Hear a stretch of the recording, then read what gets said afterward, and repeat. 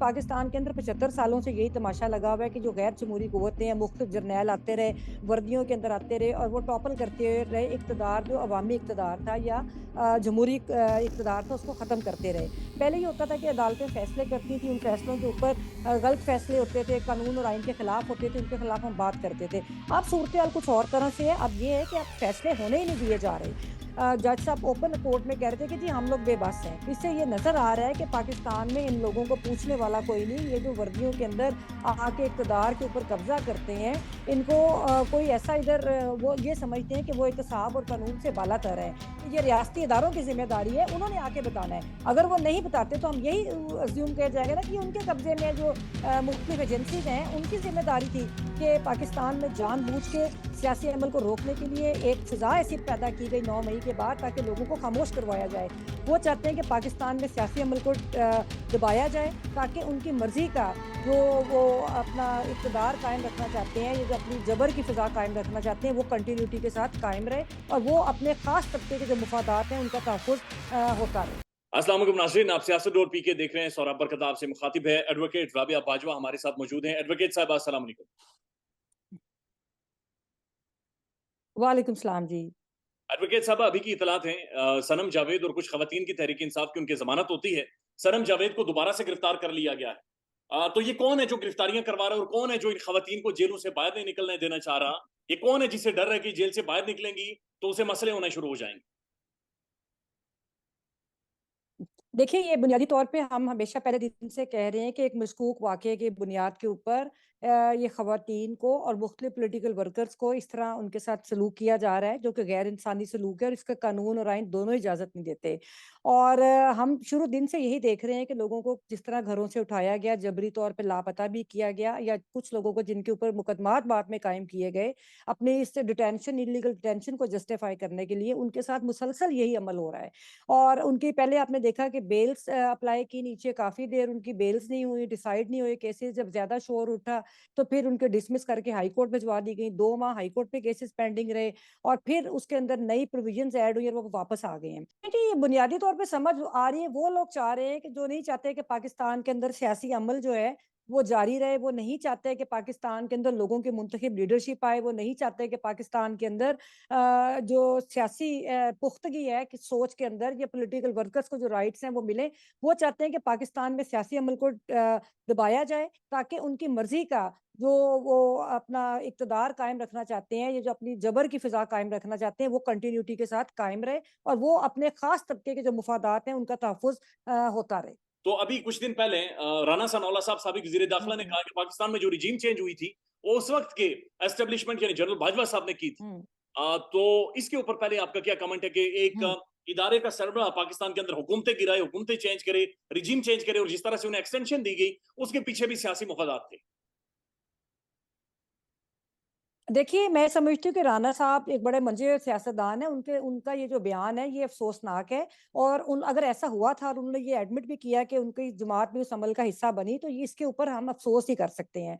दूसरी बात ये है कि पाकिस्तान के अंदर 75 सालों से यही तमाशा लगा हुआ है कि जो गैर जमहूरी कुव्वतें हैं, मुख्तलिफ जर्नैल आते रहे, वर्दियों के अंदर आते रहे और वो टॉपल करते रहे इक़्तिदार, जो अवामी इक़्तिदार था या जमहूरी इक़्तिदार था, उसको ख़त्म करते रहे। तो अब भी जिस तरह उन्होंने फरमाया है, तो हम सबके सामने कि रातों-रात जिस तरह अदालतें खुली और जिस तरह एक वोट ऑफ नो कॉन्फिडेंस आया और एक हुकूमत का तख्ता उल्टाया गया, ये उसी तरह की वही तसलसल है पाकिस्तान के अंदर जो हमेशा हमने देखा। लेकिन इस दफ़ा सूरत-ए-हाल मुख्तलिफ इसलिए ज़रूर हम कह सकते हैं कि जो बेबसी हमें अदालतों के अंदर नज़र आ रही है, वो हमने कभी पहले नहीं देखी। पहले ये होता था कि अदालतें फैसले करती थी, उन फैसलों के ऊपर गलत फैसले होते थे, कानून और आइन के खिलाफ होते थे, उनके खिलाफ हम बात करते थे। अब सूरत-ए-हाल कुछ और तरह से है, अब ये है कि अब फैसले होने ही नहीं दिए जा रहे और अब इतने खुलम खुला अदालतों के अंदर अदालतें खुद अगर आप चले जाइए एटीसी की अदालत के अंदर जज साहब ओपन कोर्ट में कह रहे थे कि जी हम लोग बेबस हैं। इसी तरह आज हम गए केसेस के अंदर, उधर रिकॉर्ड नहीं कई केसों में पेश होता। तो ये जो सारी सिचुएशन है और जो खुलम खुला ये सारा काम हो रहा है, इससे ये नज़र आ रहा है कि पाकिस्तान में इन लोगों को पूछने वाला कोई नहीं। ये जो वर्दियों के अंदर आके इक़्तिदार के ऊपर कब्ज़ा करते हैं, इनको कोई ऐसा इधर वो ये समझते हैं कि वो एहतसाब और कानून से बालातर हैं। और इसमें मैं ये भी समझती हूँ कि जिस तरह सियासतदान इन अमल के ऊपर खुश हो रहे हैं या जो अपोज़िशन के साथी हैं वो ये बात कर रहे हैं, उनको ये भूलना नहीं चाहिए कि कल को उनका टाइम भी आ सकता है। अब आपने एक तकरीर में आपकी देख रहा था, वहाँ पर आपने हेलो। ये कहा कि बाकायदा से आपने क्रॉमवेल की मिसाल दी कि उसकी जिस तरह से कब्र को एक कम उसका भी एहतसाब किया गया। पाकिस्तान में भी आप ये समझती हैं कि ये होना चाहिए कि जो आइन शिकन है, जो कानून शिकन है, उनका एहतसाब होना चाहिए, लेकिन वो एहतसाब करेगा कौन? और वो होगा कैसे? देखिए देखिए बेसिकली अगर आप ये सवाल पूछती हैं तो इसमें सारी सियासी जो बातें जिम्मेदार हैं उन्होंने एहतसाब करना था। अब होता ये है कि जब आपने देखा कि जब मुशर्रफ का ट्रायल था, जब मुशर्रफ वकला तहरीक चली, तो उस वक्त सारी पाकिस्तान की लीडरशिप जो थी, मोहतरमा बेनजीर भुट्टो भी थी, नवाज शरीफ भी थे, तो वो सेल्फ एग्जाइल में थे या वैसे मुल्क से बाहर थे। तो उस वक्त आपने देखा कि आइन और कानून की बालादस्ती की जद्दोजहद हमने की और पाकिस्तान के अंदर रिवाइवल हुआ, पाकिस्तान के अंदर जमहूरियत का रिवाइवल हुआ। लेकिन उसके बाद फिर आपने देख लिया, बजाय इसके कि ये जो सियासतदान थे ये अवाम के लिए डेवलप करते, बजाय इसके कि पार्लियामान जो थी अवाम के मसाइल को हल करती और वो जो गैर जमहूरी कुव्वतें हैं उनको डिस्करेज करती, इन्होंने फिर वही काम किया कि ये उनके साथ समझौते करके इक्तदार लेते रहे। अभी आपने 16 माह की हुकूमत देखी कि उसके इसमें किस तरह इन सियासी जमातों का एक इत्तेहाद बना और मेन स्ट्रीम पोलिटिकल पार्टीज जो खुद ये क्लेम करती रही, बल्कि खुद के उनकी जदोजहद भी रही, उनके कारकुनों ने मुख्तलिफ अदवार में जदोजहद की, खासतौर पर पाकिस्तान पीपल्स पार्टी। तो उन्होंने जिस तरह आकर अब हुकूमत की और उनके दौर में जिस तरह ये सियासी मुखालफिन के ऊपर पोलिटिकल वर्कर्स और खास तौर पर खवातीन के साथ जो सलूक किया, ये भी एक जो सियासी तारीख है उसका स्याह तरीन बाब है। तो मैं ये समझती हूँ कि पाकिस्तान। हेलो। एडवोकेट साहब, एक एक बात बताएं बराए मेहरबानी। हेलो। आप तारीख से वाकिफ हैं, कानूनी मामलात से भी वाकिफ हैं। हम जी आपको जी। बहुत ज्यादा लगातार आपको सुनते हैं। एंकर इमरान रियाज खान साहब इस वक्त कहाँ पे? ये तो मुझे नहीं पता कहाँ पर है, लेकिन जो वो ये रियासत की जिम्मेदारी है कि वो आकर बताए कि वो कहाँ पर हैं। हम देखें, उनके लिए हमने आवाज भी उठाई और ये एक बहुत अफसोसनाक बात है कि जिस तरह मीडिया की गला दबाया जा रहा है और जिस तरह लोगों को लापता किया जा रहा है। और इसमें मैं समझती हूँ कि बहुत ज्यादा कमजोरी जो है लाहौर हाईकोर्ट की भी है कि वो उसको प्रोड्यूस नहीं करवा सके, जो एक मतलब एक शहरी है पाकिस्तान के। ये रियासती इदारों की जिम्मेदारी है, उन्होंने आके बताना है। अगर वो नहीं बताते तो हम यही अज्यूम किया जाएगा ना कि उनके कब्जे में जो मुख्तलिफ एजेंसीज हैं उनकी जिम्मेदारी थी कि वो आके बताते। कोर्ट ने उनको ऑर्डर भी किया उनको प्रोड्यूस करने का, तो अगर वो प्रोड्यूस नहीं कर सके तो ये किसका फेलियर है? ये आपको भी पता है। ये मतलब ये तो नहीं कि आप, अगर आप जर्नलिस्ट हैं और आपको इस बात का नहीं पता, आप भी जानते हैं कि किधर है। अगर मुझे नहीं पता तो आप बता दें कि आपके पास क्या इन्फॉर्मेशन है। लेकिन इस मसले को हम सब जिस तरह से देख रहे हैं, आपको नहीं लगता कहीं ना कहीं कि नो डाउट ठीक है, डर खौफ अपनी जगह पर मौजूद है, केसेस भी हो सकते हैं, कुछ भी हो सकता है, लेकिन आपको नहीं लगता कि हमें भी खुलकर कम से कम उस शख्स के लिए आवाज उठानी चाहिए जो पाकिस्तान की सबसे बड़ी आवाज थी? बिल्कुल आवाज उठानी चाहिए, हम लोग आवाज उठा भी रहे हैं। लेकिन मैं इसमें समझती हूँ कि सबसे जो बुनियादी रोल है एक एक्सट्रीम जस्टिस का क्वेश्चन है, कि जिस तरह एक एक्सट्रीम ब्लेटेंट वायलेशन है जो इंसाफ है, इंसाफ के तकाजे हैं, उसके अंदर जो मुख्तलिफ अदारे इन्वॉल्व हैं पाकिस्तान के, जब रियासत खुद बगावत कर रही है अवाम के साथ, तो फिर उस वक्त सबसे बुनियादी जिम्मेदारी ये आपकी अदालतों की है। और मैं ये समझती हूँ कि एब्सोल्यूट फेलियर है अदालतों का कि वो रिपोर्ट्स मंगवाती हैं और रिपोर्ट्स वो रोज कहती है प्रोड्यूस करें, उनको प्रोड्यूस नहीं किया। इसी तरह हमने परवेज लाई केस में देखा, उस दिन मैंने अपनी आंखों से, मैं उधर मौजूद थी, मैंने देखा कि किस तरह ऑनरेबल जज ने अच्छा फैसला दिया। लेकिन और जिस तरह उनकी अदालत का मुहासरा किया गया, फिर जिस तरह उनको निकलते गिरफ्तार किया गया, तो ये सब जो वाकयात हैं ये इशारा करते हैं कि हमारी अदालतें कमजोर हैं और गैर जमहूरी कुव्वतें जो हैं वो ताकतवर है पाकिस्तान के अंदर, या वो अपने डोमेन से बाहर आकर काम। आखिरी आखिरी जी आखिरी सवाल आपसे मैं पूछना चाहूंगा, बराए जी जी। मेहरबानी ये बताएं, अदालतें कमजोर हैं, अदालतों से मुराद ये है कि जजेस कमजोर हैं, तो फिर इसका मतलब ये हुआ कि कमजोरी तभी होती है जब मेरी कोई वीडियो बनी हो, जब मैं ब्लैकमेल हो रहा हूं, जब मेरा कोई डेटा या फाइलें चाले मौजूद हो, तो इसका मतलब ये हुआ कि हमारे जजेस की कोई फाइलें, कोई ना कोई डेटा, और ये जजेस ब्लैकमेल होते हैं।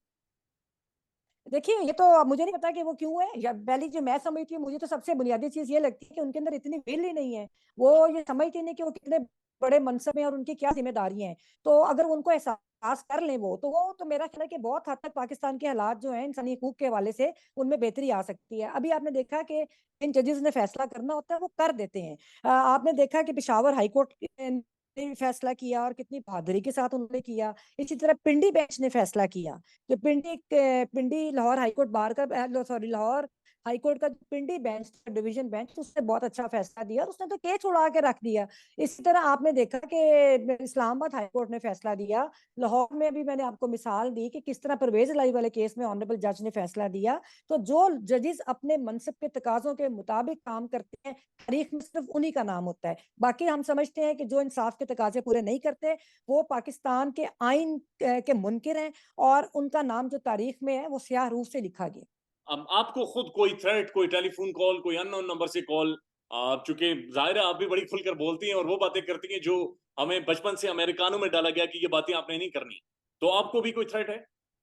देखिए, मैं समझती हूँ कि ऐसी कोई बात नहीं, वही बातें हैं जो बिल्कुल बातें हमें करनी भी चाहिए और हमारा फर्ज है बतौर ओहदेदार Lahore High Court Bar Association, जो एक वाइब्रेंट बार है, एशिया की सबसे बड़ी बार है, और उसकी बुनियादी जिम्मेदारी ये है कि वो आइन और कानून के तहफ़्फ़ुज़ के लिए अपना किरदार अदा करे, जो उसका तारीखी किरदार है। और मेरे ऊपर ये बहुत भारी जिम्मेदारी है, मुझे जो इलेक्ट किया गया है, मेरे साथियों ने, honourable members of the bar जो थे, उन्होंने मुझे नजरियाती जद्दोजहद की बुनियाद पे मेरे पास, और मैंने कोई अपना इलेक्शन जो था सिर्फ नजरियात की बुनियाद पे लड़ा था। और दूसरा, मेरा ताल्लुक प्रोफेशनल ग्रुप से हामिद खान साहब की भी एक दहाइयों पर मुश्तमिल जद्दोजहद है, अयूब अहमदियत से लेकर आज तक वो लड़ते रहे। तो हमने कोई ऐसी बात नहीं की जिसके ऊपर किसी को इतराज होना चाहिए, बल्कि मेरा ख्याल है कि जो हम लोग बात कर रहे हैं वो वही बात है जो हमारे पाकिस्तान का हर जमहूरियत पसंद वो बात कर रहा है, हर वो शख्स वो बात कर रहा है जो आइन और कानून के ऊपर यकीन रखता है। हाँ, ये जरूर है कि पाकिस्तान में जानबूझ के सियासी अमल को रोकने के लिए एक फिजा ऐसी पैदा की गई 9 मई के बाद, ताकि लोगों को खामोश करवाया जाए। और मैं इसमें समझती हूँ कि पॉलिटिकल पार्टीज जो हैं,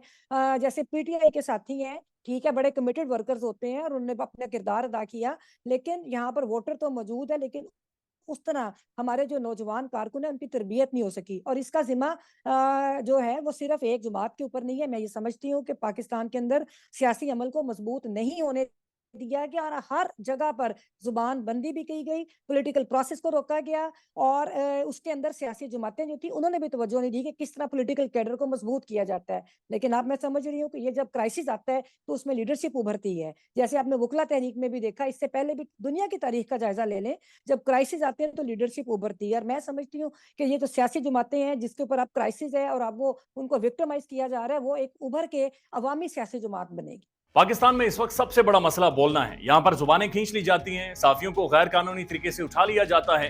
पाकिस्तान का मीडिया मुकम्मल तौर पर कंट्रोल्ड है, एक मैसिव सेंसरशिप है, और इसी तरह का दबाव सियासत.पीके भी फेस कर रहा है।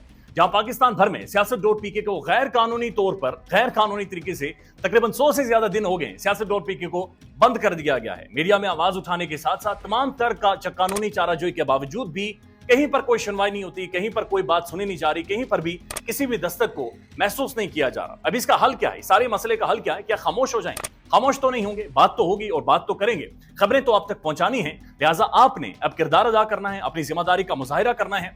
आपने सबसे पहले ज्वाइन के बटन के ऊपर जाना है, हमारी मेंबरशिप लेनी है, और उसके बाद पैट्रियन में जाकर सियासत.पीके को सपोर्ट करना है। ये बहुत ज्यादा जरूरी है, क्योंकि इस वक्त अगर हम खामोश हो गए तो हमारी मात बोलेगी, हमारी शिकस्त बोलेगी। इस वक्त बोलना जरूरी है। आप सब की आवाज होगी जो आप किरदार अदा करेंगे। लिहाजा ज्वाइन के बटन के ऊपर जाएं, मेंबरशिप लें और उसके बाद पैट्रियन में जाकर सपोर्ट करें। शुक्रिया।